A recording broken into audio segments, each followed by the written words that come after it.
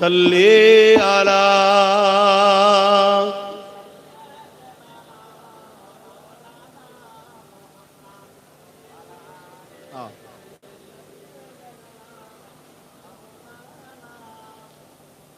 যাদের হৃদয়ে আছে আল্লাহর ভয়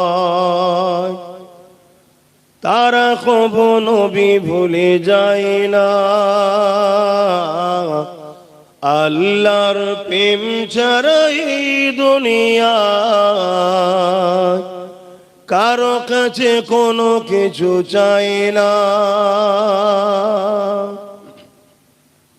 প্রকৃত সাকসেসফুল তো এইটাই, যেন আমার আল্লাহ ও রসুলকে আমরা রাজি করতে পারি। যাদের হৃদয়ে আছে আল্লাহর ভয় তারা কখনো নবী ভুলে যায় না। আল্লাহর প্রেম ছাড়া এই দুনিয়ায় কারো কাছে কোনো কিছু চাই না। রাতের আঁধারে যারা সিজদাতে রয় দু চোখের স্রোতে নদী যেন বয়। কখনো উঠেছো যুবক? রাত্রে ঘুম ভাঙে? রাত্রে ঘুম ভেঙে যায় না? ফাঁকে যেতে হয়, ঘুম ভেঙে যায় তো। কখনো রাত্রে ঘুম ভাঙলে একদিন ট্রাই করে দেখবে, উজু করে আর একা একা আল্লাহকে সেজদায় পড়ে থাকবে, কিছুক্ষণ পড়ে থাকবে, একটা আলাদা মজা পাবে। চোখ দিয়ে অঝরে পানি বেরিয়ে যাবে, তুমি রুখতেই পারবে না, তুমি বুঝতেই পারবে না তোমার হাজারো ব্যথা কোথায় গেল। তোমার রবের সেজদায় চোখের পানি ফেলা, কিয়ামতের দিন জাহান্নামের আযাব থেকে বাঁচার ওই যে জাহান্নাম তেড়ে তেড়ে যে আসবে। গতকালকেই তো ওয়াজ করেছিলাম, শুনেছেন তো? অনেকে লাইভও শুনেছে। ওই জাহান্নামকে সরাবার একটাই উপায়, আমাদের চোখের পানি আল্লাহ নবীকে দেবে, নবীটা নিক্ষেপ করবে, জাহান্নাম হাজার হাজার মাইল দূরে সরে যাবে। জোরে বলুন সুবহানাল্লাহ। আসো আমার ভাইরা, ফিরে আসো, এখনো সময় আছে, এখনো সময় আছে, কিন্তু তোমাকে পরিবর্তন হতে হবে। রাতের আঁধারে যারা সিজদাতে রয় দু চোখের স্রোতে নদী যেন বয়। রাতের আঁধারে যারা সিজদাতে রয় দু চোখের স্রোতে নদী যেন বয়। ছলনার খাঁচানি যত আসো, ছলনার খাঁচানি যত আসো, পিছনে ফিরো তাকায় না। যাদের হৃদয়ে আছে আল্লাহর ভয় তারা কখনো নবী ভুলে যায় না। আল্লাহ প্রেম ছাড়া এই দুনিয়ায় কারো কাছে কোনো কিছু চাই না। আল্লাহুম্মা সাল্লি আলা।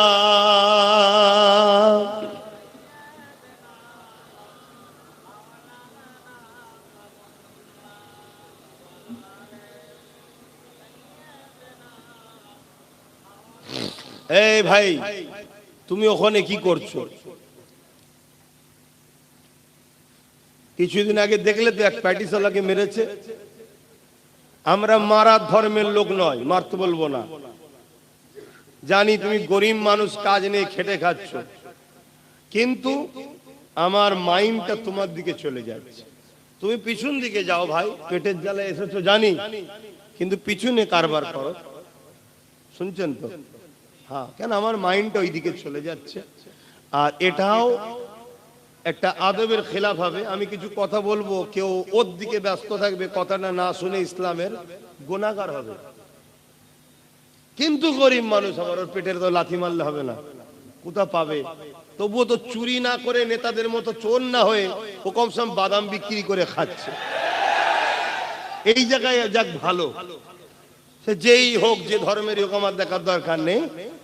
কমসে কম নেতাদের মতো চোর তো নয়, এতিম গরিব বিধবা অসহায় দেশের মাল হারামখোরগুলো যেভাবে খাচ্ছে সে কাজ তো করেনি।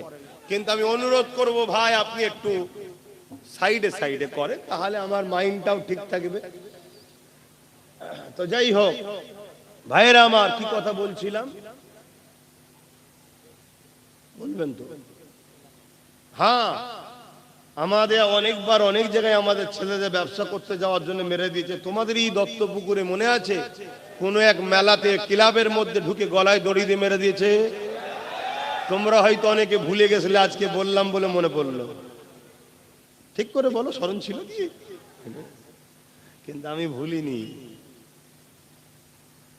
আমি ভুলিনি।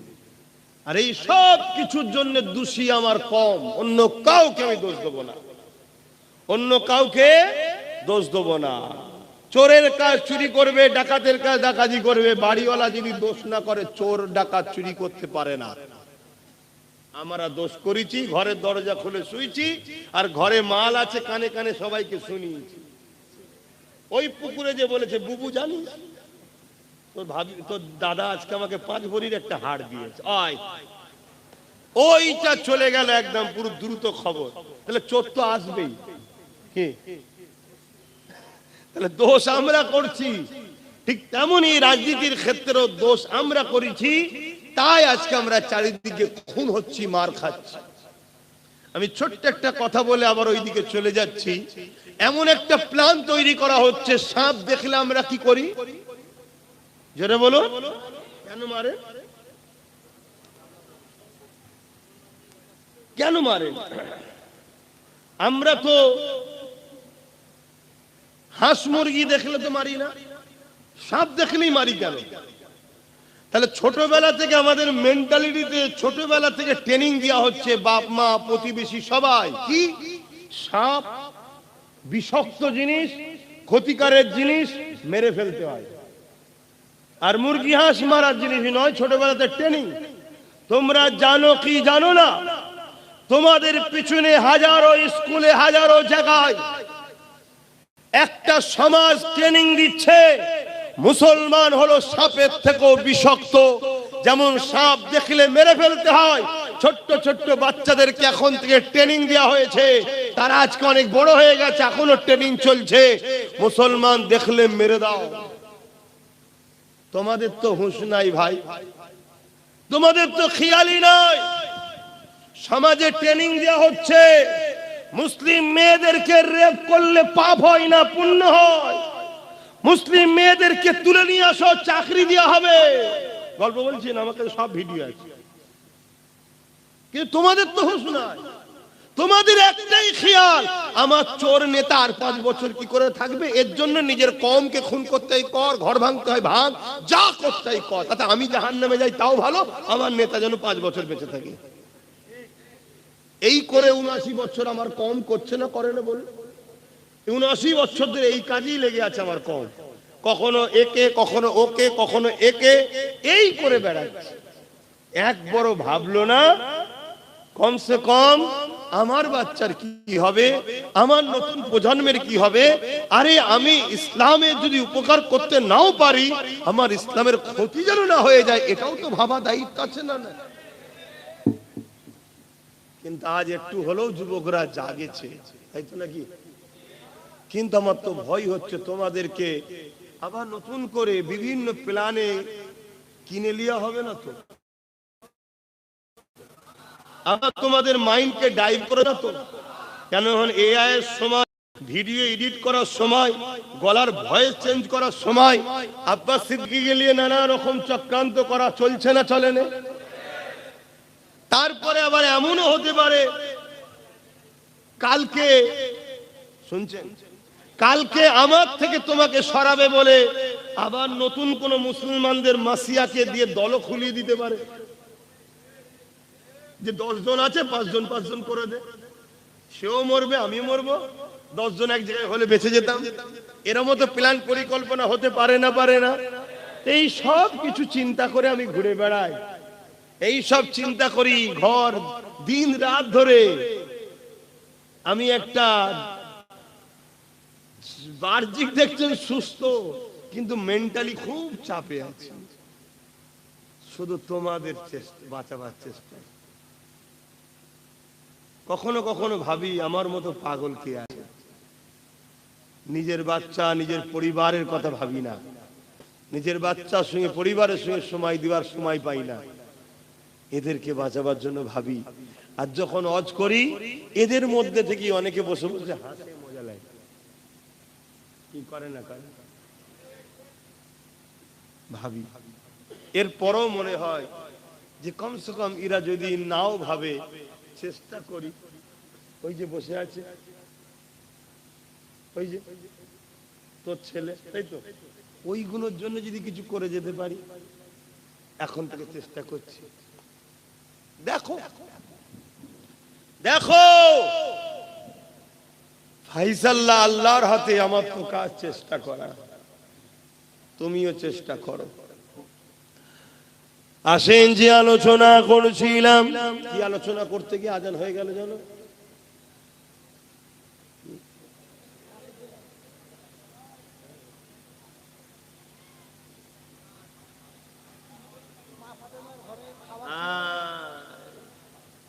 তাহলে বলো কতজন কত দিকে চলে গেলে। হ্যাঁ, হযরত আম্মা জান খাতুনে জান্নাত ফাতিমা আয-জাহরা রাদিয়াল্লাহু তাআলা আনহা, তিনি সিজদায় পড়ে যে খাবার চাইলেন আল্লাহর কাছে, আল্লাহ বা জিবরাইলকে দিয়ে খান যাবত দিয়ে দিল।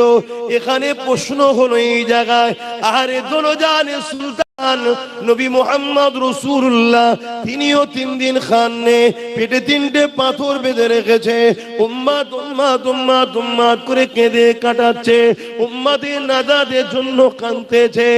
এ যুবকেরা, রাসূলুল্লাহ কলিজা টুকরি খাতুনে জান্নাত ফাতিমা আয-জাহরা রাদিয়াল্লাহু তাআলা আনহা, তিনিও 3 দিন খায়নি, মাওলা আলী শেরে খোদা 3 দিন খায়নি, ইমামে হাসান হোসেন তিনারা তখন ছোট ছোট ছিলে, তিনারাও 3 দিন খায়নি। একবার ভাবো, আল্লাহ তোমার আমার কারো অভাব দেয়নি, কিন্তু এরপরও সামান্য ভিক্ষা পেলে আমার বাপ ভাই মা বোনেরা একবারও ভাবার সময় নেই এই টাকাটা ভিক্ষা আসছে কোথা থেকে। মদের টাকা নয় তো, একবারও ভাবি। এই তো বললো, যেটা বললো কোনটা মহল্লার আজান কোন হচ্ছে এখন, তাহলে মহল্লার হক আদায় করে। মাইকটা বন্ধ করো, বন্ধ করতেছো। হ্যাঁ, মহল্লার হক আদায় করতে হবে। কেন? আগেকার সময় মুখে আজান হতো, এখন লাউড স্পিকার হচ্ছে অনেক দূরে। ইফতারির সময় নিজের মহল্লাটাকেই খেয়াল করা হয়, সেহরির সময় নিজের মহল্লাটা খেয়াল করা হয়, খাবার সময় নিজের মহল্লাটা লোভ, আর সেহরির সময় ওইখানটা দেরি করে দেয়, ওইটা লোভ হবে নাকি? এরকমও চালাক লোক আছে। হ্যাঁ, যে বন্ধ করে দিন, হ্যাঁ বন্ধ করে দিন। ভুল বুঝছেন না তো? কেন এখন সব বড় বড় মুফতি সাহেব আপনারা, কেন এক হুজুরের খুশি আপনারা নয়, এক মৌলী সাহেবের খুশি নয়। শোনো, আমাদের ইমাম কটা? ভুল বুঝবেন আমাকে, আমাদের ইমাম কটা? 4টে। কটা ইমাম? হানাফি, সাফি, মালিকি, হাম্বলি, 4টে ইমাম আমাদের। ভালোবাসেন কটাকে? জোরে বলুন। সম্মান করেন কজনকে? হক কটা? বলতে পারছেন না? হকও 4টে। জান্নাত যাবে কজন? 4 জনই। মানেন কজনকে? হ্যাঁ, একজনকে। তাহলে 4 ইমামই হক, 4 জনই আহলে সুন্নাত ওয়াল জামাত, 4 জনই ঠিক, 4 জনই জান্নাতি, 4 জনকেই সম্মান করি, 4 জনকে ভালোবাসি, কিন্তু মানি? আলেম উলামা আহলে সুন্নাত ওয়াল জামাতের পীর পীরজাদা সবাই ভালো, সবাই হক, সবাই ঠিক, যে কিন্তু মানবেন কজনকে? এটা আছে কি আমাদের? এই নেই বলেই তো আমরা পাগলা হয়ে যাচ্ছি। আমার 5 দাদু ছিল, 5টা দাদু, সব মুরিদি ফুরফুরা দাদা হুজুরের, কিন্তু যে দাদা হুজুরের বড় সাহেব দাদার সঙ্গে উঠা বসার লেনদেন, বাকি সবাইকে ভালোবাসতো, সম্মান করতো, পিয়ার করতো, কিন্তু ফলো করতে একজন। কেউ মেজ হুজুরের হাতে বায়াত, বাকি চারজনকে ভালোবাসতো, সম্মান করতো, পিয়ার করতো, কিন্তু ফলো করতো মেজ হুজুরকে। যে সেজ হুজুরের হাতে বায়াত, বাকি চারজনকে ভালোবাসতো, মহব্বত, কিন্তু সেজ হুজুর আব্বাজান ফলো করতো। যে হুজুরের কাছে বায়াত হয়েছে সে হুজুরকে ফলো করতো, বাকি সবাইকে সম্মান ভালোবাসতো। যে ছোট হুজুরের বায়াত, ছোট হুজুরকে ফলো করতো, বাকি সবাইকে সম্মান ভালোবাসতো। আরে মন তো একটা, কজনকে খুশি করবেন? একজন বলছে ডান দিকে যে, একজন বলছে বাঁ দিকে যে, আপনি তো মুরিদ পাগলা হয়ে যাবেন। তো সম্মান সবাইকে করব, কিন্তু মানবো একজনের কথা, এটা হবে তবে আপনার জন্য বাঁচার সুবিধা। আমার কথায় কষ্ট নিলে? নীতির কথা বলছি, শরিয়াতের কথা বলছি, তাতে হিংসা করার কিছু নেই, আর রাগ করারও তো কিছু নেই। কথা বুঝে আসছে তো? হযরতে খাতুনে জান্নাত হুজুরের কথা বলছিলাম। তিনি ওই খাঞ্চা পাঠালেন হুজুরের খেদমত আমার নবীর কাছে। আল্লাহর নবী যেই খাবারটা নিয়েছে, জান্নাত তৈরি যার জন্য, জান্নাত তৈরি যার নূর থেকে, তিনি কি চিনতে পারবে না খানা কোথা থেকে এসছে?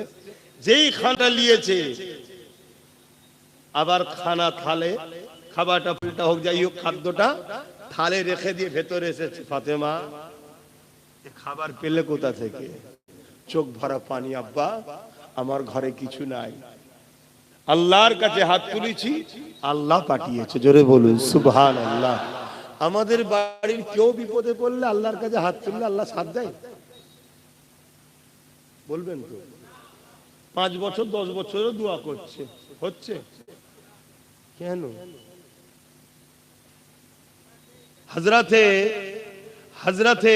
হাসছো কেন? হাসার জিনিস কি? তাহলে হাসছো। হযরতে মুসা আলাইহিস সালাম তুর পাহাড়ে যাচ্ছে, মন দিয়ে শোনো।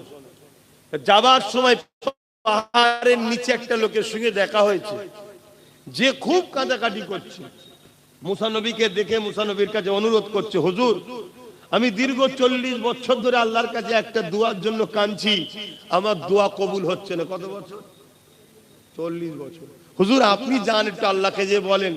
মুসা নবী তো অবাক, 40 বছর! যে আল্লাহ এত দয়ালু, যে আল্লাহ এত দয়ালু, যে মুসা নবীরই একটা উম্মত একদিন শরাব পান করত, প্রতি রাত্রিরে নতুন নতুন মেয়েকে নিয়ে আসতো, একদিন সে গরিব মেয়ের পাল্লায় পড়ে তার উপরে দয়া দেখিয়ে তাকে নোংরা নাপাক না করে তাকে অর্থ দিয়ে বোন বলে তার সামনে তওবা করেছিল। আল্লাহ তার দরজায় লিখে দিয়েছিল গায়েবী ভাবে যে তওবাকারী, আল্লাহ একে পছন্দ করে নিয়েছে। জোরে বলুন সুবহানাল্লাহ। সেই আল্লাহ তো 40 বছর দোয়া কবুল করেনি। তো মুসা নবীকে বলছে আল্লাহ ওর দোয়াটা কবুল করেন। আল্লাহ বলছে ওর দোয়া কবুল করব না। কেন? ও হারাম খাই। কেন?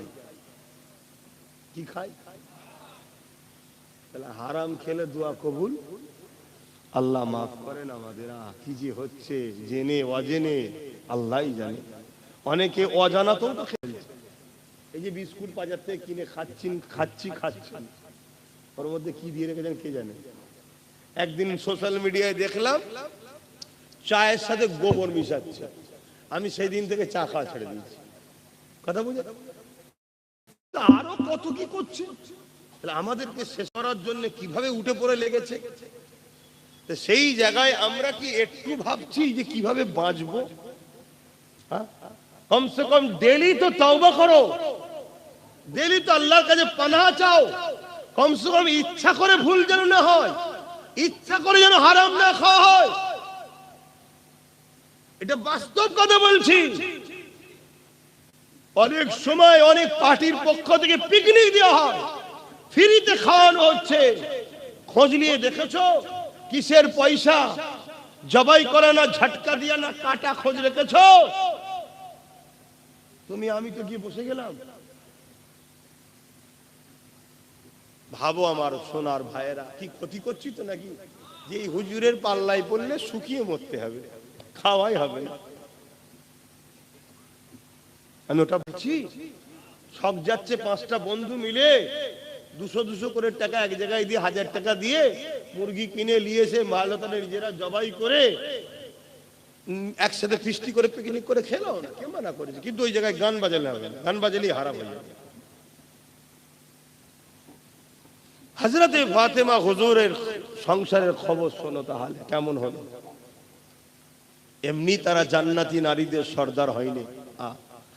আরো একটা খাতুনে জান্নাতের কথা বলছি। এ যুবকেরা, তরুণেরা, হযরত ফাতেমা আয-জাহরা রাদিয়াল্লাহু তাআলা আনহা দুনিয়া থেকে চলে যাওয়ার সময় হয়েছে। হযরত মাওলা আলীর কোলে, স্বামীর কোলে মাথা দিয়ে হযরত ফাতেমা আয-জাহরা রাদিয়াল্লাহু তাআলা আনহা রয়েছে। এমন করে চোখকে বন্ধ করে রেখেছে, একেবারে দুনিয়া থেকে চলে যাবার শেষ সময় হয়ে গেছে।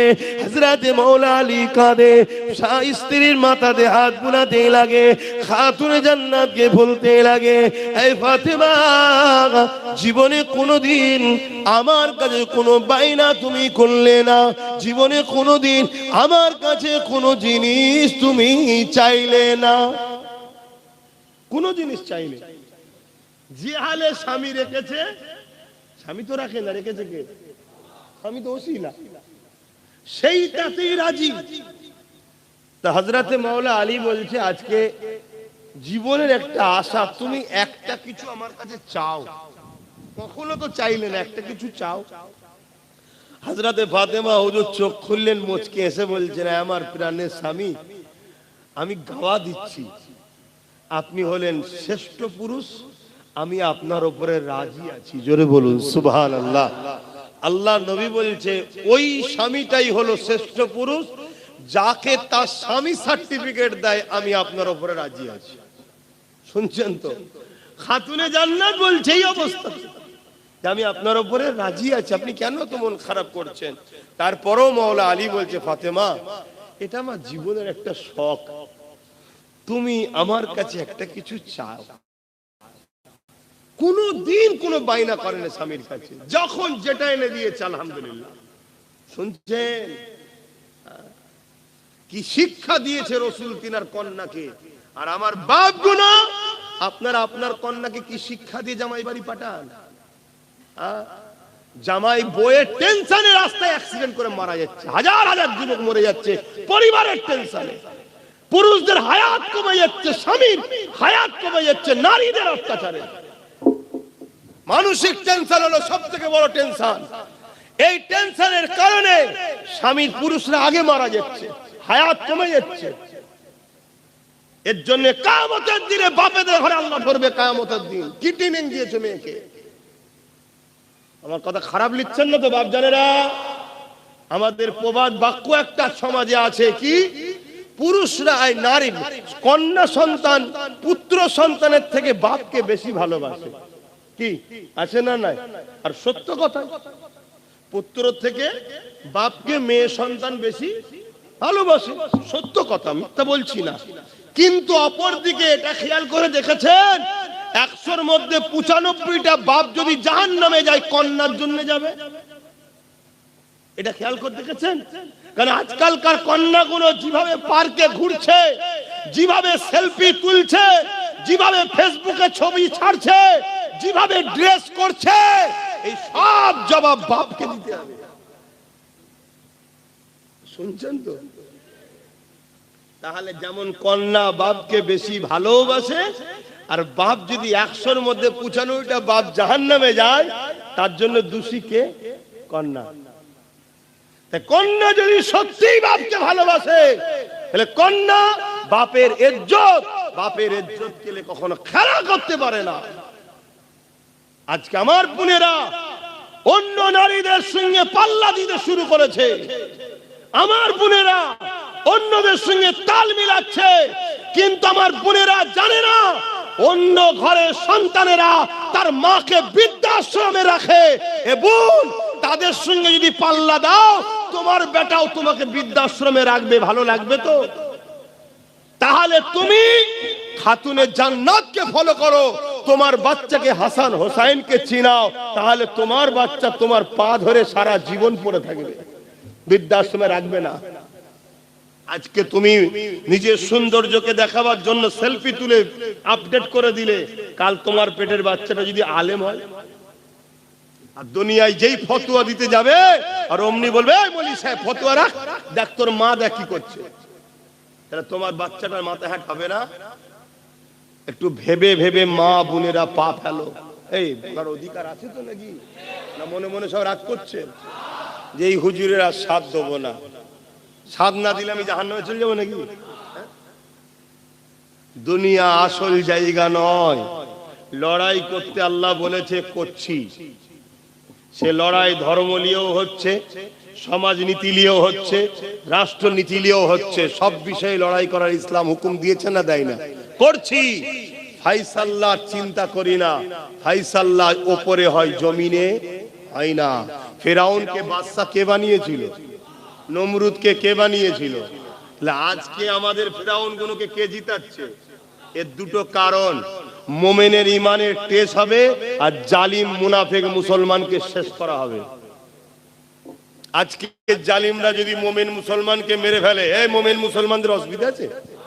এই জন্য বলেন সেদিনে বেলাল হুজুরকে পরীক্ষা লিয়া হয়েছিল উমাইয়াকে দিয়ে, আবু জেহেলকে দিয়ে। হযরত বেলাল হুজুরের অসুবিধা ছিল? আজকেরও মোমেন যারা আছে তাদেরকে পরীক্ষা নেবে তো আল্লাহ, কিন্তু জালিম মুনাফিক যারা আব্দুল্লাহ ইবনে উবাইয়ের মতো, তাদের কিরা শেষ করে দেবে। হযরত ফাতেমা আয-জাহরা রাদিয়াল্লাহু তাআলা আনহাকে যখন হযরত মাওলা আলী বারবার বললেন, হে ফাতেমা মনের বড় ইচ্ছা একটা তো কিছু আমার স্ত্রী আমার কাছে চাইবে। হযরত ফাতেমা হুজুর মুচকে এসে বললেন, আপনি যখন চান আপনি আমার স্বামী হন, আপনার খুশির জন্য আমি ফাতেমা আপনার কাছে একটা আপেল খেতে চাইছি, সেব খেতে চাইছি। এ নজওয়ানেরা, আমার আম্মা জানেরা, আমার বোনেরা, এ দুনিয়া দুদিনের, কিন্তু আখিরাতকে হারিয়ে সংসার করো, আখিরাতকে হারিয়ে নয়, কারবার করো, আখিরাতকে হারিয়ে নয়, রাজনীতি করো, আখিরাতকে হারিয়ে নয়, রাষ্ট্রনীতি করো, আখিরাতকে হারিয়ে নয়, মানববন্ধন করো, আখিরাতকে হারিয়ে নয়, সম্প্রীতি করো, আখিরাতকে হারিয়ে নয়। আজ কিছু মুসলমান আছে সম্প্রীতির নামে গায়রুল্লাহর কাছে গিয়ে মাথা নত করছে। আজ কিছু মুসলমান আছে সম্প্রীতির নামে গায়রুল্লাহর উৎসবে চলে যাচ্ছে। এ যুবকেরা গায়রুল্লাহ তাবেদারি করতে লেগেছে। এটাকে সম্প্রীতি বলে রে, এটাকে ভণ্ডমি বলে। যে ভণ্ডমির জন্য মুসলমান তুমি মুশরিক হয়ে যাচ্ছ। কিন্তু মনে রেখে দিও, ইসলাম সম্প্রীতি করার অধিকার দিয়েছে, ইজাজত দিয়েছে, কিন্তু সম্প্রীতির নামে আল্লাহ দ্রোহী হয়ে যেও না, ইসলাম থেকে বেরিয়ে যেও না। কি গো, আমার কথা ভুল হচ্ছে নাকি? কত নেতা দেখছেন না আজকাল মুসলমান নাম, আদৌ তারা মুসলমান নয়, মুশরিক হয়ে গেছে, যাক তারপরও মুসলমান নাম। সম্প্রীতির নামে গায়ের ইসলামদের ধর্মীয় অনুষ্ঠানে গিয়ে হই হই করছে না, করেন? এক কথা বলেন। আরে অনেক হাজি সাহেব, পাজি সাহেব, তারা এইসব করে করে অনেকে মরেও ভূত হয়ে চলে গেছে। সব সাইজ হচ্ছে কবরে নিয়ে। তুমি কি ভাবছো আল্লাহ ছেড়েছিল বলে কি ছাড় দিয়েছে নাকি? হ্যাঁ, কত কষ্ট করে ইসলাম এসেছে জানো? হ্যাঁ, এই পৃথিবীতে মানুষ আল্লাহ ভুলে গেছিল। এই যে এতগুলো লোক তোমাদের রবকে শাহাদত আগুন তুলে সাক্ষী দাও কে? আরো জবান খুলে বলো আল্লাহ আল্লাহ আল্লাহ। এই যে এতগুলো লোক সাক্ষী দিলেন, এটা এত সহজে পেয়েছেন নাকি? এত সহজে পেয়েছেন? আজকে তুমি মুসলমান ঘরে জন্ম হয়ে গায়রুল্লাহকে যে তুমি শিরকের কাজে জড়িয়ে যাবে, আর তুমি মনে করছো আমি ছাড় পেয়ে গেছি নাকি? আসেন এই কথাটা বলে সংক্ষেপ করব। নামাজের ব্যাপার রয়েছে। হযরতে খাতুনে জান্নাত ফাতেমা আয-জাহরা হুজুর যখন বলে দিলেন, হযরতে মাওলা আলী বড় খুশি হয়ে খাতুনে জান্নাতের মাথা মোবারককে, স্ত্রীর মাথাকে স্বামী মৌলা আলী কোলে থেকে এনে বিয়ে তাকিয়াতে দিয়ে বালিশের উপরে দিয়ে এমন করে রওনা দিয়েছে। বাজারে গিয়ে একটা আপেল কিনেছে, সেব কিনেছে। এত কম পয়সা ছিল, একটাই মাত্র কেনার মতো অর্থ ছিল। ওই পয়সা দিয়ে কিনে নিয়ে যখন রওনা দিয়েছে, কয়েক কদম আসার পরে এক মুসাফির ক্ষুধার্ত গরিব আটকেছে। ও নবীর জামাতা, ও হযরতে মাওলা আলী, এ আলে বায়াত মাওলা আলী, আমি বড় ক্ষুধার্ত, তোমার হাতের আপেলটা আমাকে খেতে দাও। পরীক্ষা শুরু হলো আল্লাহ। শুনছেন? আল্লাহর পরীক্ষা শুরু হয়ে গেল। এ নজওয়ানেরা, হযরতে মাওলা আলী মনের মধ্যে হচ্ছে, আরে জীবনের প্রথম আমার ফাতেমা, আমার স্ত্রী আমার কাছে একটা আপেল খেতে চেয়েছিল। এদিকে এই গরিবটা আমার ক্ষুধার্ত চাইছে। দিনের মনের মধ্যে তুফান চলতে লেগেছে। ফাতেমাকে দ্বিতীয় কিনে দিবার মতো অর্থ পয়সা নাই। আরে আল্লাহ আমাকে গাড়ি দিয়েছে, বাড়ি দিয়েছে, কি না দিয়েছে, তাদের উসিলাতে পেয়েছি। কমসে কম ইসলামের যদি উপকার করতে না পারো, যুবকরে ক্ষতি করো না, আর ক্ষতিকারকদের সঙ্গে দলটা করো না। এই যুবকেরা, তরুণেরা, বাঁচাবার জন্য বলছি, লিবার হাই নেবে না, নিবার হাই নাও নেবে, জবাব আল্লাহর কাছে দেবে। হযরতে ফাতেমা জাহরা রাদিয়াল্লাহু তাআলা আনহার কথা বারবার মনে পড়ে। হযরতে মাওলা আলী শত শেষে ফয়সালা করে ফেললো। ওই ফলটাকে নিয়ে চোখ ভরা পানি নিয়ে ওই গরিব মুসাফিরকে দিয়ে দিল। এই যুবকেরা, তরুণেরা, মন মরা করে চোখ ভরা পানি নিয়ে হযরতে ফাতেমা হুজুরের কাছে হযরতে মাওলা আলী এসে হাজির হয়ে যায়। হযরতে ফাতেমা হুজুর হযরতে মাওলা আলীকে দেখে হাসে আর মুচকে মুচকে বলে, আমার প্রাণের স্বামী রে, ফলটা যদি আমাকে খাওয়াতেন আমি খুশি হতাম, আপনি খুশি হতেন, কিন্তু গরিবকে ফল দেওয়ার জন্য আমার আল্লাহ আমার আপনার উভয়ের উপরে খুশি হয়েছে। আরো জোরে বলুন সুবহান আল্লাহ।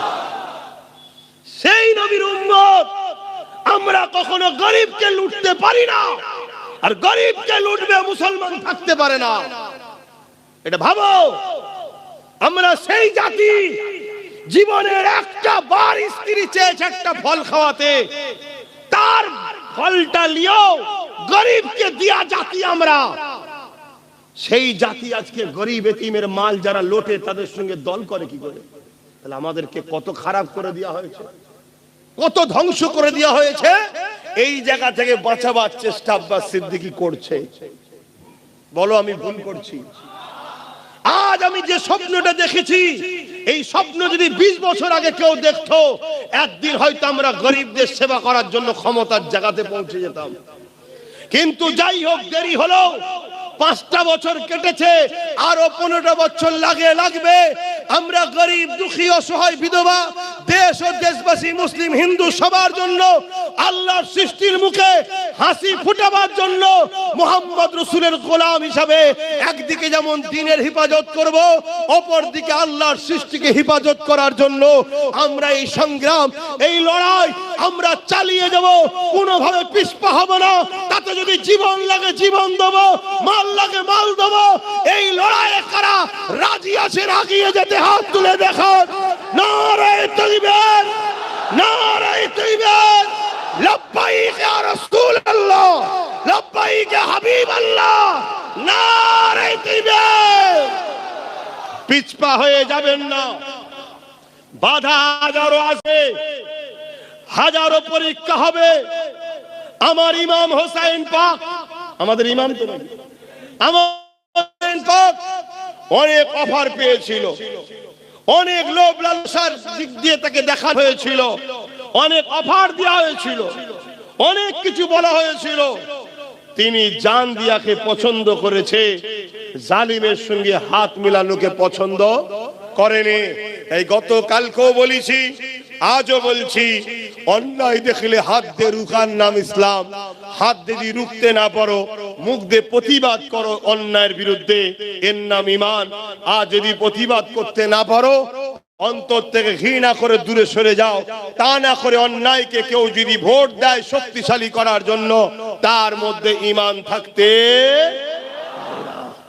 যে মুসলমানগুলো আজও মসজিদ মাদ্রাসার দুশ্মন, মুদি ও দিদির সাথে এখনো রয়েছে, আল্লাহ এদেরকে হিদায়াত করুক, বলুন আমিন। আরো জোরে বলুন আমিন। যদি হিদায়াত কপালে না থাকে, সাবধান, সতর্ক হও, এরা মুনাফিক বেঈমান, এদের সঙ্গে সম্পর্ক রাখা চলবে না। কেন কোনদিন মুসলমানের খুন, মুসলমানের বেটা, ইসলামের দুশ্মন, মসজিদ মাদ্রাসা কোরআনের দুশ্মনদের সঙ্গে সহযোগিতা করে তাদেরকে শক্তিশালী করতে পারে না। দুনিয়াদারি, রুজি রুটি, চাকরি বাকরি ছিল আলাদা বিষয়, এখন লড়াই আরো ভিন্ন বিষয়। একদিকে যেমন গরিবের হক, রুজি রুটি, চাকরি বাকরির হক, অপর দিকে এখন আমার ধর্মের দুশ্মনীরা হয়েছে, ঠিক না বেঠিক? আর একটা কথা বলে যায়, মিশকাত শরীফের হাদিস, আল্লাহ নবী বলছেন, কেউ জালিম জানার পরেও তাওহীদকে শক্তিশালী করে, তার সহযোগিতা করে, সে ইসলাম থেকে বেরিয়ে যায়, সে মুসলমান, ইসলামে থাকে না। তাই কেন্দ্র সরকার জালিম, এটা আপনারা মানেন হ্যাঁ কি না? হাত তুলে সাক্ষী দেবেন, মানেন হ্যাঁ কি না? হাত নামান। রাজ্য সরকারকে আপনারা জালিম মানেন হ্যাঁ কি না? কারা কারা মানেন? হাত তুলে তাকান, হাত তুলে দেখান, হাত তুলে রাখবেন, হাত লম্বা করে তুলবেন। এবারে দেখুন আমাদের মধ্যে কারো হাত তুলতে বাকি আছে কিনা, দেখুন। কারণ আমাদের মধ্যে মুনাফিক আছে কিনা দেখা দরকার, আছে না নাই? জোরে বলে আছে না নাই? যে মাদ্রাসা ভাঙে সে জালিম নয়? দুর্গাপুরে মমতার সরকার মাদ্রাসা ভেঙেছে না ভাঙেনি? যে বলে কোরআন শেষ হয়ে যাবে, উন্নয়ন শেষ হবে না, সে জালিম নয়? মমতা বলেছে না বলেনি? যে আমাদেরকে প্রসাদ খাইয়ে কাফের বানাতে চায় রেশনের মাধ্যম দিয়ে, সে জালিম না জালিম নয়? এরপরও একে জালিম মানতে অস্বীকার যদি করে, সে মুসলমান থাকবে মনে হয়? অতএব রাসূল বললেন, জালিমকে যে সাথ দেয়, অর্থাৎ একে যদি ভোট কেউ দেয়, সে ইসলাম থেকে বেরিয়ে যাবে। রাসূলুল্লাহর হাদিস, মিশকাত শরীফের হাদিস। এটা জাতিকে জানানো দরকার আছে না নাই? তাই প্রত্যেকটা জায়গায় জলসা শেষে একটু বলে দিই, অসুবিধা হচ্ছে? এখন অনেকের মনে হতে পারে, হুজুর জলসাই বলেন কেন, অন্য জায়গায় বলতে পারেন, কেন বলবো না? মসজিদের ভেতরে যদি দুনিয়ার নেতাদের ক্যাডার ঢুকে যেতে পারে ইমাম সেজে, তাহলে আজকে আমি কেন বলতে পারবো না জলসাতে? এখন তো ইমামদের মধ্যে সব ইমাম রাসূলুল্লাহ নয়, সব ইমাম আল্লাহ নয়। অনেক ইমাম আছে এই জালিম শাসকদের দালাল, আছে না নাই? অনেক আছে দালাল। আমি সবাইকে বলছি না, যারা আল্লাহ ও রাসূলের পক্ষে, ওই ইমামের সম্মান ওই গ্রামের মানুষের মধ্যে সবথেকে শ্রেষ্ঠ, কেন সে আল্লাহ ও রাসূলের পক্ষে, আল্লাহর ঘরের খাদেম সে। জোরে বলুন সুবহানাল্লাহ। এই কথা বুঝছেন না, বোঝেন না? হ্যাঁ, কেউ মাইনে নেওয়ার জন্য খারাপ হয় না, কারণ মাইনে কেউ কারো বাপের টাকা দেয় না, আমাদেরই ওয়াকাফের টাকা দেয়। অতএব মাইনে নেই বলে তোর বাপের চামচাগিরি করবে এমন তো নয়, কেন তুই তোর বাপের টাকা তো আমায় দিস না, আমার বাপের টাকা আমায় দিস, ঠিক না বেঠিক? কিন্তু আমরা তোকে সাপোর্ট করে এমন জায়গায় বসিয়েছি, তুই আর তোর পরিবার মিলে হাজার লক্ষ কোটি টাকা চুরি করে মালিক হয়ে গেছিস। তাই সে জায়গায় বলে যাচ্ছি, সব ইমাম আল্লাহ ও রাসূলের পক্ষে এখন নাই। অনেক মসজিদের মধ্যে ইমাম যখন পার্টির ক্যাডার ঢুকে গেছে, নবিয়ানা মেম্বারে দাঁড়িয়ে ওই পার্টির বিরুদ্ধে আল্লাহ নবীর গোলামদের বলা দরকার আছে না নাই? তাই বলি, বাকি অনেকে বলবে কি বলবে না, সেটা তাদের ব্যাপার। কেন অনেক আছে প্রকাশ্য ক্যাডার না হলেও গোপনে গোপনে ক্যাডার, বিরোধী করতে চাই না। কেন বিরোধী করলে যদি মালটা আসা বন্ধ হয়ে যায়, মাসের শেষে রাত্রিরে গাড়ি ঢোকে, মাসের শেষে রাত্রিরে গাড়ি ঢুকছে, বস্তা করে চলে, জুতোর বাক্স করে চলে, কি অনেকে, হ্যাঁ ঠিক আছে এখানে নয় ওই জায়গায় একটা ফ্ল্যাট আমার অমুকের নামে করে দাও, এরকমও থাকতে পারে। আমিনার লালের কাছে বিক্রি হয়েছি, আমিনার লালের জন্য লড়বো। আজ থেকে লড়ছি না আমি ওই চুচুড়ার মসজিদ তালা মেরেছিল জানেন তো? হ্যাঁ, সেই তালা খোলার সময় লড়াই করে তালা খুলেছি, জানেন তো নাকি? আমি মাঝে মাঝে ভাবি যে আমার জিন্দেগিতে কোনো ভালো কাজ যদি নাও থাকে, এই একটা কাজে আমি ইনশাল্লাহ জান্নাত যাব। আর ওই দিন যতগুলো আমার সাথে ছিল ইনশাল্লাহ, আমাদের সবার অবদান নাকি, একার দ্বারা তো কোনো জিনিস বিজয় হয় নাকি, তো সবার অবদানই খুলেছি আমরা ইনশাল্লাহ। তারাও জিন্দেগিতে কোনো ভালো কাজ করেছে কি জানি না, তবে একটা ভালো কাজ, আল্লাহর ঘরে তালা খুলে নামাজের আওয়াজ করিয়েছি, বলুন সুবহানাল্লাহ। তো যাই হোক, আর কথা বলছি না, এখন নামাজ পড়তে হবে, একটু সালাম দেবো, কেউ কষ্ট পান না তো? সালাম দেবো, ইয়া নবী।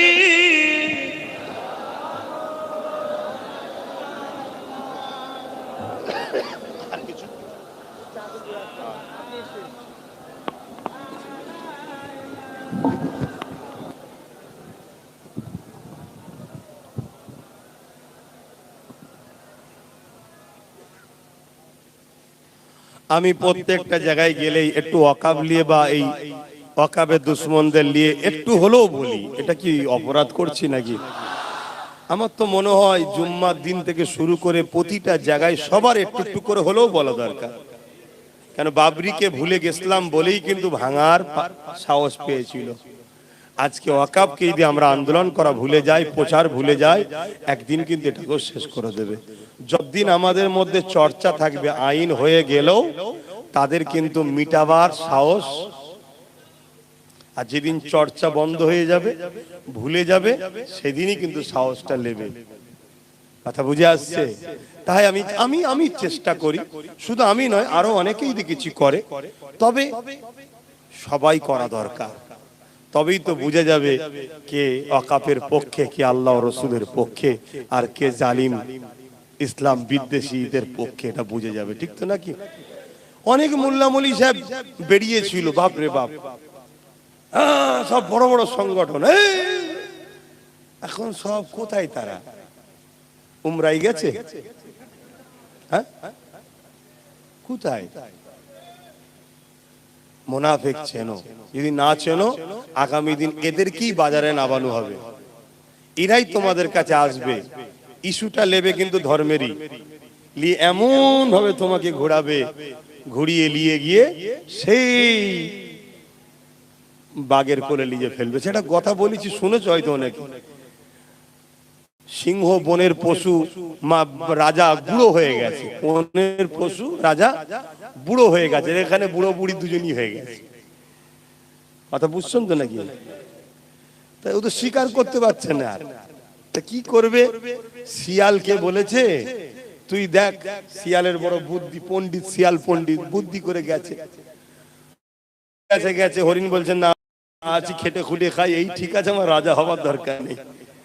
ময়ূর কাছে গেছে, ময়ূরও বলছে, ভাই আমি জিয়ালে আছি, খুব ভালো আছি। ঘোড়ার কাছে গেছে, ঘোড়াও বলছে, ভাই আমি খুব ভালো আছি, আমার রাজা হবার দরকার নেই। শত শেষে গাধাকে দেখতে পেয়েছে। গাধাকে বলছে, আরে গাধা, তোমাকে তো খুব হ্যান্ডসাম লাগছে দেখতে। ও পাম খেয়ে গেছে। কথা বুঝে আসছে? পাম খেয়ে যাওয়ার পরেই বলছে, তোমার জন্য একটা খুশির খবর আছে। কি খবর? রাজা মশাইয়ের তো বয়স হয়ে গেছে, সিংহর, তা উনি তো রিটায়ারমেন্ট হবে, আপনাকে রাজা করা হবে জঙ্গলের। বলছে তাই? বলছে হ্যাঁ, গাধা তো গাধাই হয়, চলো। তা বেচারি গেছে, আর অনেকদিন খেতে পাইনি, তো বুড়ো সিংহ হয়ে গেলে যা হয়, খেতে পাইনি, তাড়াতাড়ি করে ঝাঁপ মেরেছে, ঠিকভাবে ধরতে পারেনি, দুটো কান খুলে গেছে, গাধা ছুট। শিয়াল বলছে, রাজা মশাই একটু তো দেরি করতে হয়। যাই হোক, আবার এসে শিয়াল বুঝাচ্ছে, সত্যি তুমি গাধা, তোমার দ্বারাই হবে না। আরে কান থাকলে মুকুট পড়াবে কি করে? ওই জন্য কান দুটো রাজা খুলে দিল। বলছো ও তাই নাকি, চলো তাহলে আবার যাই। তা আবার গেছে, আবার সিংহ ঠিকভাবে ধরতে পারেনি, ধরেছে লেজটা, টান মেরে ছিঁড়ে চলে গেছে। গাধা আবার ছুট, আবার সিংহ এসে বুঝাচ্ছে, সত্যি তোমাকে আর পারবো না, লেজ থাকলে সিংহাসনে বসবে কি করে? এজন্য রাজা লেজটাকেও খুলে দিয়েছে। বলছে দেরি করুনি, অন্য কেউ বসে পড়বে। গাধা আবার যে হাজির হয়েছে, এবারে কি আর সিংহ ছাড়ে? একেবারে ভালো করে পাকড়াও করে তাকে একদম পুরো খেয়ে শেষ করেছে। খেতে খেতে বলছে, হারা শিয়ালের কলিজাটা কই?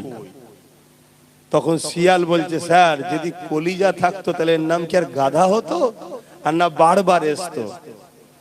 কথা শুনছেন?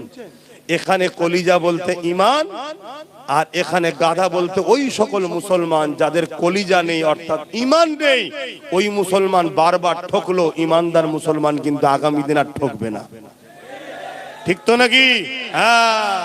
কেন আমরা অনেক হয়েছে, চাকরি দিসনি, হাত দিসনি, সব হয়েছে, এবার আমার আল্লাহর ঘরে হাত দিয়েছিস, নবীর মাদ্রাসায় হাত দিয়েছিস, আর ঈমানদাররা মেনে নিতে পারবে না। বাস আসেন সকলে মহব্বতে সালাত ও সালাম পাঠ করিয়া নবী সালাম ইয়া রাসূল ইয়া হাবিব সালাম সালাওয়াতুল্লাহ কঠিন হাসরের দিনে কি আছে মোদের কপালে, গুনাহগার উম্মাহ তো আপনার লইবেন সঙ্গে মাহশরে, নবী সালাম ইয়া রাসূল ইয়া হাবিব সালাম সালাওয়াতুল্লাহ পড়িল আল্লাহ আরো বাণী, পোহালো দুঃখে এর রজনী, হইল জগৎ অনুরানী, আমিনার নয়নের মনি, নবী সালাম ইয়া রাসূল ইয়া হাবিব সালাম সালাওয়াতুল্লাহ। সকলে বসেন। বালাগাল উলা বিকামালিহি কাসাবাত দুজা বিজামালিহি।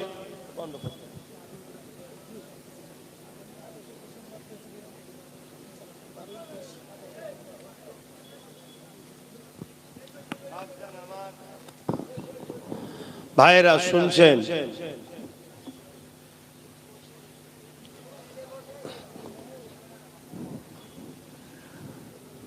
দোয়া হবে, তার আগে একটা ছোট্ট কাজ আছে, ছেলেরা একটু যাচ্ছে। কি কাজ আছে? হ্যাঁ, পকেটে একটু হাত দিতে হবে, দেবেন না? হ্যাঁ, যার যা খুশি, কোনো চাপে ভালোবেসে দান করুন। কি জন্যে? সিরাতুন নবীর মাহফিল হলো, সেই উদ্দেশ্য করে যার যা খুশি একটু আলোচনা দেন, যার যা খুশি শরীক হন। আর আমি একটা, হ্যাঁ দেন, কমিটিকে দেন, কমিটি কারা আছে। আর একটা ছোট্ট কথা, আমি একটা ব্রিগেড করার স্বপ্ন আছে, জানেন তো নাকি? চেষ্টা চলছে, কিন্তু মুসলমান তো আমি, মুসলমান তো একটু হবে ইনশাল্লাহ, চেষ্টা চলছে। তো যাই হোক, যদি হয়ে যায় খবর পেলে যাবেন তো ইনশাল্লাহ? আলহামদুলিল্লাহ। শুধু যাবেন নাই, আরো প্রচার করে সবাইকে নিয়ে যাবেন। কেন? একটু মাথা দেখানো দরকারও আছে। কি? হ্যাঁ, মাথা দেখানো দরকার আছে। তো শেষ কথা হলো এটাই, আমার ছোট ভাই নওশাদ রাজনীতি করে, জানেন তো? ভুল কিছু করছে না তো?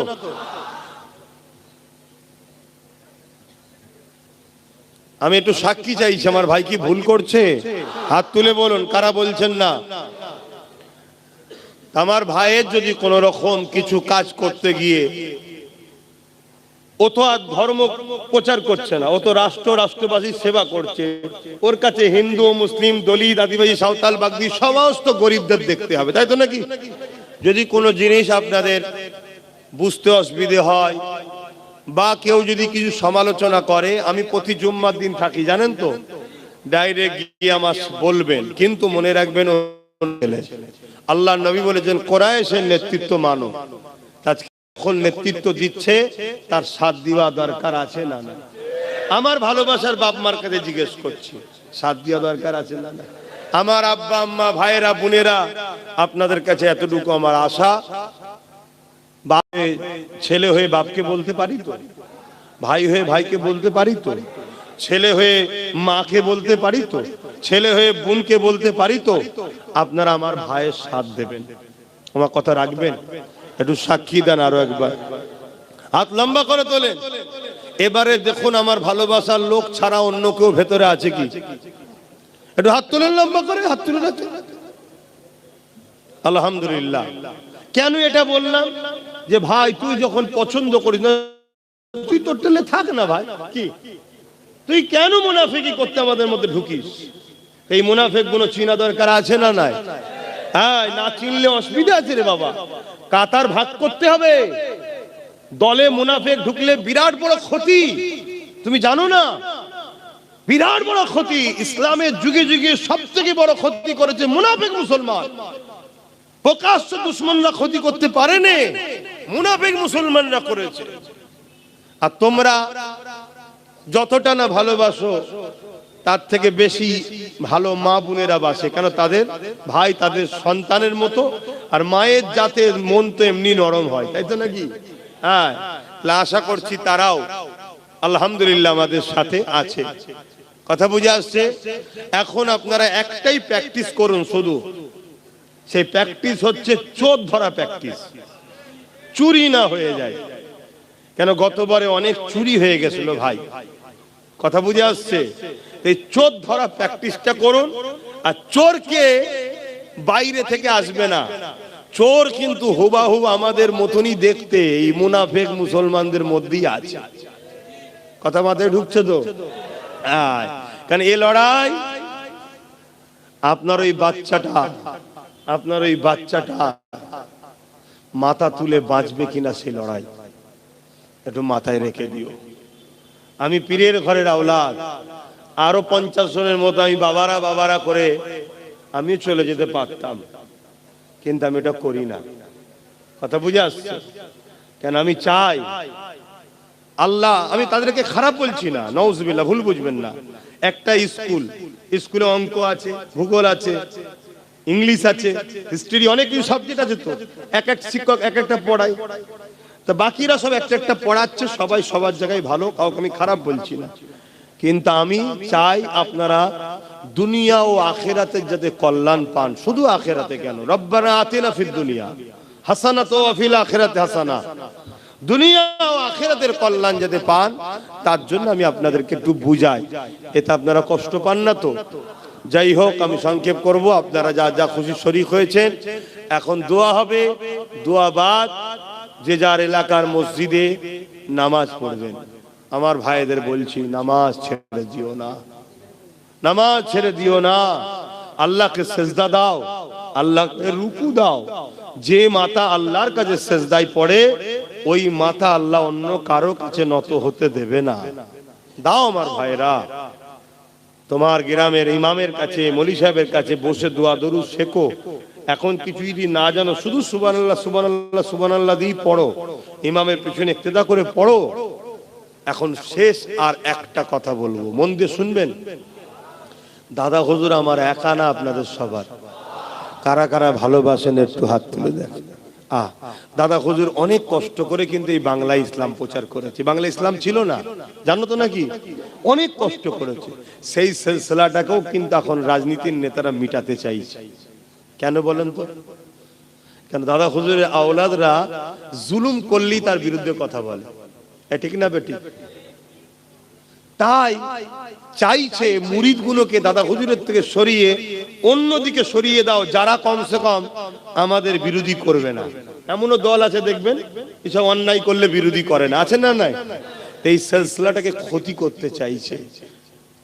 আপনারা দাদা হুজুর ছেড়ে দেবেন, পাঁচ হুজুর ছেড়ে দেবেন, অন্য কোন জায়গায় যদি ডেকে নিয়ে যায় দাদা হুজুর ছাড়া সেই জায়গায় যাবেন, একটু সাবধান হন। সিলসিলাটাকে ক্ষতি করার জন্য একটা পরিকল্পনা চলছে। আর এই কথাটুকু ঘরে গিয়ে বালিশে মাথা দেবেন যখন, একটু ভাববেন যে আব্বাস সিদ্দিকী কেন বললো, সিলসিলাটাকে ক্ষতি করার চেষ্টা করছে। আশা করছি আল্লাহ আপনার মধ্যে উদয় করবে, আপনি উত্তর পেয়ে যাবেন। এর পিছনে কিন্তু শাসকের হাত আছে, শুনছেন? কারণ একটাই, কারণ বিগত সরকারও যখন ভুল করেছিল সেই দাদা হুজুরের আওলাদের মধ্যেই কেউ কেউ কিন্তু প্রতিবাদ করেছিল। তার আমি নাম বলছি না, তাদের আমি নাম বলছি না, প্রতিবাদ করেছে না করে না, মানুষকে জাগিয়েছে, বুঝিয়েছে যে সরকার জুলুম করছে। মানুষ তখন তার পাশ থেকে সরে গেছে, মাদ্রাসায় জঙ্গি তৈরি হয় বলার শখ মিটে গেছে। বুঝতে পারছেন? কিন্তু একটা কথা বলবো, বিগত সরকার কিন্তু ভুল করার পরে ভুলটাকে ক্ষমা চেয়েছিল, তারপরেও কিন্তু আমরা তাকে মাফ করিনি। ঠিকই করেছেন, ভুল কিছু করেননি, মাফ করার মতো কথা নয় তো। মাদ্রাসায় জঙ্গি তৈরি হয় বলার সাহস তাদেরকে কে দিয়েছে? কথা বুঝছেন তো নাকি? কিন্তু একটা কথা মানতে হবে, বিগত সরকার কিন্তু দাদা হুজুর আওলাদদেরকে ওইভাবে গালিগালাজ দেয়নি আজকের সরকার যেভাবে দাদা হুজুর আওলাদকে গালিগালাজ করছে। যারাই বিগত সরকারকে ফেলে এই সরকারকে এনেছে, তারাই যখন আজকের এই সরকারের বিরুদ্ধে কথা বলছে, এই সরকারের লোকই কিন্তু তাদেরকে গাল দিচ্ছে। কথা মাথায় ঢুকছে না? ঢুকে নেই। এর পিছনে একটা বিরাট বড় ষড়যন্ত্র চলছে সিলসিলাটাকে ক্ষতি করে দিবার। যে বিগত সরকার পড়ে গেছে কিন্তু ফুরফুরার মুরিদদের অবদানে।